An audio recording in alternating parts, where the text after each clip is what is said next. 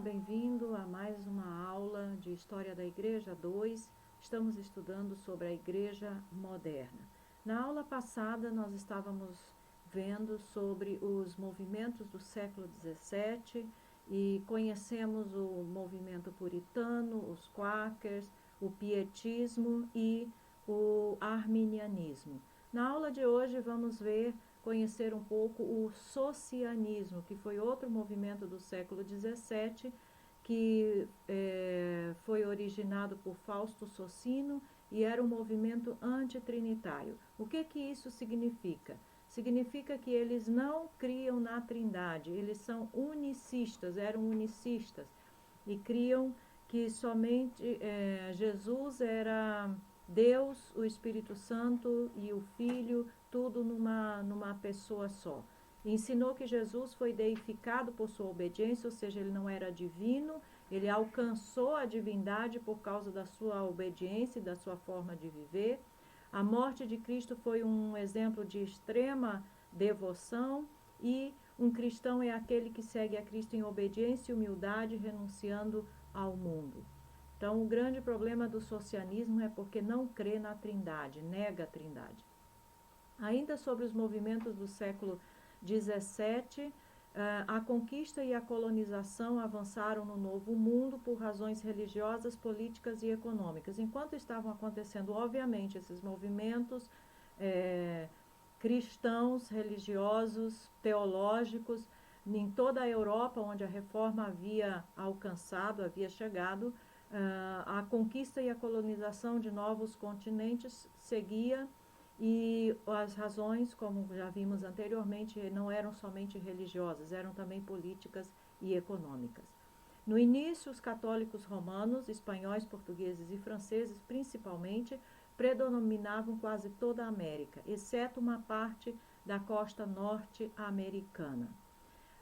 Logo, os protestantes na Inglaterra, Holanda e Alemanha, e depois de outros países, estabeleceram-se firmemente na Nova Inglaterra, da Nova Inglaterra à Geórgia, com diferentes denominações oficiais estabelecidas nas várias colônias. Então, nós podemos perceber que a América Central e a América do Sul, América Latina, foram colonizados basicamente pelos espanhóis e portugueses, e aqui foi estabelecido, neste continente, o catolicismo romano, o cristianismo católico. Na América do Norte, os protestantes se instalaram, e então o cristianismo evangélico protestante se estabeleceu na América do Norte. E nós podemos perceber a grande diferença entre o continente norte-americano e o continente centro- e sul-americano.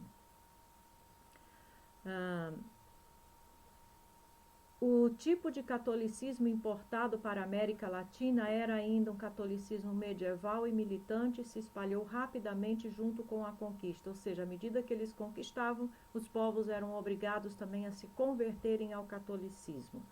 Não havia uma conversão real, se convertiam, entre aspas, à força, porque os que não aceitavam o catolicismo eram perseguidos, eram mortos, sofriam uma série de problemas.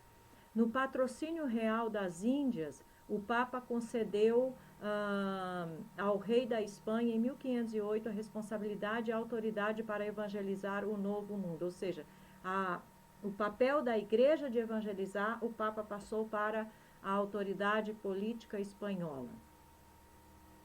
Os missionários acreditavam no poder automático do batismo e batizavam centenas de milhares de povos indígenas, mas muitas dessas conversões foram superficiais e a religião era sincrética, porque simplesmente não compreendiam, não tinham condições de compreender a mensagem do Evangelho, uma vez que a mensagem do Evangelho também não era nem anunciada a essas pessoas.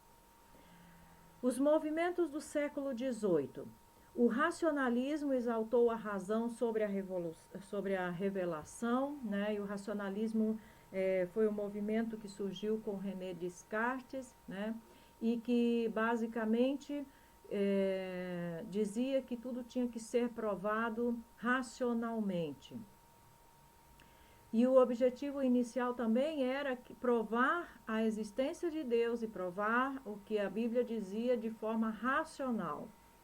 Em parte foi uma reação contra a frigidez da igreja e em parte contra a ênfase na experiência do pietismo. Por um lado, alguns cristãos ignoraram que a vida espiritual se contentava com boas fórmulas doutrinárias. Por outro lado, outros cristãos enfatizaram a religião experimental e negligenciaram as necessidades intelectuais do ser humano. Então a gente percebe que no século XVIII a evidência do desequilíbrio entre a fé e a razão começa a ficar bem evidente. O racionalismo pretendia, obviamente, buscar um equilíbrio entre isso. Mas, lamentavelmente, esse equilíbrio não é possível, né? Porque são coisas distintas e antagônicas. Outra coisa que nós observamos, o desenvolvimento científico, que foi outro movimento do século XVIII, também apoiou o racionalismo com sua rejeição de autoridade e a afirmação do método científico.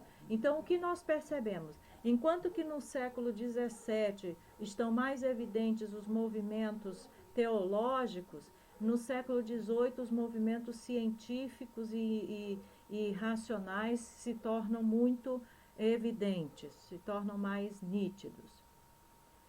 Copérnico e Galileu promoveram novas ideias sobre o universo e o sistema solar, já na época dos anos 1400, 1500 e 1600.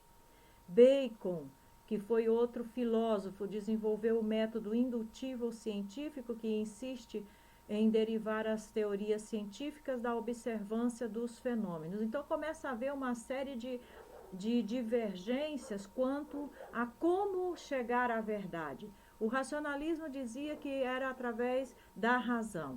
O desenvolvimento científico dizia que tinha que haver um método científico, uma experimentação científica que comprovasse que alguma coisa era verdade. Bacon também desenvolve um método indutivo ou científico também, mas através da observação dos fenômenos para concluir a verdade. Descartes, que é o pai do racionalismo, e Newton introduziram o conceito da lei natural que governa o universo. O deísmo assumiu a posição de que o universo é um sistema fechado de causa e efeito governado por leis naturais. Deus é o criador ou a primeira causa, mas ele não intervém mais no universo. Portanto, revelação, milagres, oração e providência não têm lugar neste universo. A Bíblia é um livro humano de conceitos muito elevados e Jesus um homem de extraordinária espiritualidade, e nada mais do que isso, segundo o deísmo. O deísmo tornou-se muito influente na Inglaterra, França, Alemanha e América do Norte. Então, observem que no século XVIII nós podemos perceber que aquele ardor, aquela fé viva, aquela convicção profunda nas verdades da reforma e nas verdades bíblicas estão se esvaindo, se esfriaram e estão se esvaindo. E uma série de movimentos que não estão preocupados de fato com a fé, mas estão preocupados mais com a razão e com o ego humano, começam a se disseminar. E como a fé vai se esfriando, lamentavelmente, essas ideias, essas filosofias e esses ismos todos acabam influenciando a fé e a vida das pessoas. A filosofia de John Locke ensinava que, assim como o universo natural é governado por leis naturais, essas leis também concedem aos homens certos direitos naturais. Voltaire e Rousseau expandiram e popularizaram esses conceitos na França, onde foram radicalmente adotados pelos revolucionários. Eles também foram incluídos por Thomas Jefferson na Declaração de Independência das colônias norte-americanas. Nessas colônias, a filosofia de Locke foi moderada pelo espírito calvinista, que ajudou a evitar os excessos da Revolução Francesa. Então, observe como esses movimentos tiveram uma grande influência. A Revolução Industrial causou o grande crescimento das cidades e causou também muitos problemas sociais.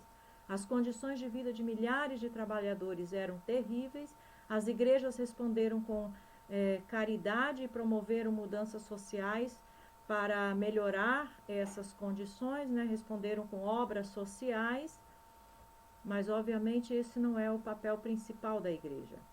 E aí, nesse período do século XVIII, um movimento que se destaca, que surge com muita força, é justamente o movimento da Morávia, ou movimento moraviano.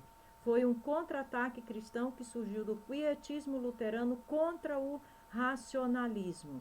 O conde de Zinzendorf convidou muitos protestantes exilados para se instalarem na Saxônia, onde os treinou na fraternidade renovada. Ele não queria formar outra denominação e permaneceu dentro da igreja luterana. Após um desacordo com a igreja luterana e o governo, Zinzendorf foi banido por mais de 10 anos. A unidade dos irmãos, ou Irmãos Unidos, como também são conhecidos, foi oficialmente formada em 1742. Eles demonstraram zelo pelas missões, enviando muitos missionários para outros países. Os moravianos também influenciaram bastante a conversão dos irmãos Wesley. E para entendermos melhor, o movimento moraviano foi um movimento que surgiu de um grupo de irmãos aqui, como nós já apresentamos, né, que estavam sendo perseguidos e estavam sendo exilados dos seus países, dos lugares onde viviam, e se abrigaram nas terras deste conde chamado Zinzendorf. Zinzendorf era um luterano pietista e desejava, obviamente, uma vida cristã autêntica. Então, o que aconteceu? Esse grupo de irmãos reunidos nas terras de Zinzendorf começaram uma reunião de oração que durou 100 anos. Essa reunião de oração começou com um grupo de 24 homens e 24 mulheres. Cada um desses homens e cada uma dessas mulheres ficou com a incumbência, se propuseram a orar durante 1 hora por dia, cobrindo as 24 horas do dia. Então, assim, cada hora do dia havia um irmão e uma irmã orando. E esse propósito de oração, essa reunião de oração, foi se estendendo, e outros irmãos foram se agregando, foram participando, e enfim, essa reunião de oração durou mais de 100 anos, ininterruptamente, sem interrupção, mais de 100 anos. E os dois grandes feitos disso, nós podemos dizer que foram os dois grandes frutos desse movimento dos moravianos, dessa reunião de oração dos moravianos, foi exatamente o movimento de missões modernas e os grandes avivamentos, porque eles influenciaram justamente os irmãos Wesley, que foram, que promoveram depois o avivamento na Inglaterra e depois o avivamento nos Estados Unidos, também na América do Norte, e foram também os que inspiraram as missões modernas, o movimento de missões modernas. Então, e durante esse período de 100 anos, os moravianos enviaram mais missionários ao mundo do que toda a igreja durante os séculos anteriores. Então, nós podemos por aí concluir que a primeira coisa que como cristãos nós precisamos fazer e como igreja é orar. Orar seriamente, como indivíduos, como discípulos individualmente e como corpo de Cristo, como igreja. E o resultado, com certeza, será um despertamento, um avivamento verdadeiro no meio da igreja e a obra missionária, a obra de evangelização do mundo, de pregação do evangelho até os confins da terra, será realizada. Então, esse movimento moraviano foi um movimento importantíssimo. Com o movimento moraviano, então, também outro movimento do século XVIII foi o metodismo, que nasceu das conversões de John e Charles Wesley e o seu amigo George Whitefield, todos ministros da Igreja da Inglaterra. Wesley eram arminianos e Whitefield era calvinista. John era pregador e administrador, e Charles ou Carlos Wesley era pastor e autor de mais de 7.000 hinos. Whitefield era pregador e evangelista por excelência e também participou do grande avivamento na América do Norte. Eles pregaram o evangelho nas igrejas anglicanas e depois ao ar livre. Organizaram os convertidos em classes de discipulado sob a orientação de superintendentes que mais tarde se tornaram bispos. Com a independência americana, a Igreja Metodista Episcopal foi formada e mais tarde a Igreja Metodista da Inglaterra. Os metodistas não apenas evangelizaram milhares de pessoas, mas também se dedicaram a resolver problemas sociais com grande fervor. E dois grandes méritos temos que atribuir ao movimento metodista. O primeiro deles é a organização, o berço da escola bíblica foram exatamente os metodistas, porque Wesley iniciou com escolas que eram chamadas de escolas dominicais, eram escolas normais que ensinavam matemática, gramática, ciências, história, para crianças e adolescentes que não tinham oportunidade, que não podiam estudar numa escola. E junto com esse conhecimento secular era também ensinado a Bíblia. E depois essas escolas foram transformadas em escolas bíblicas.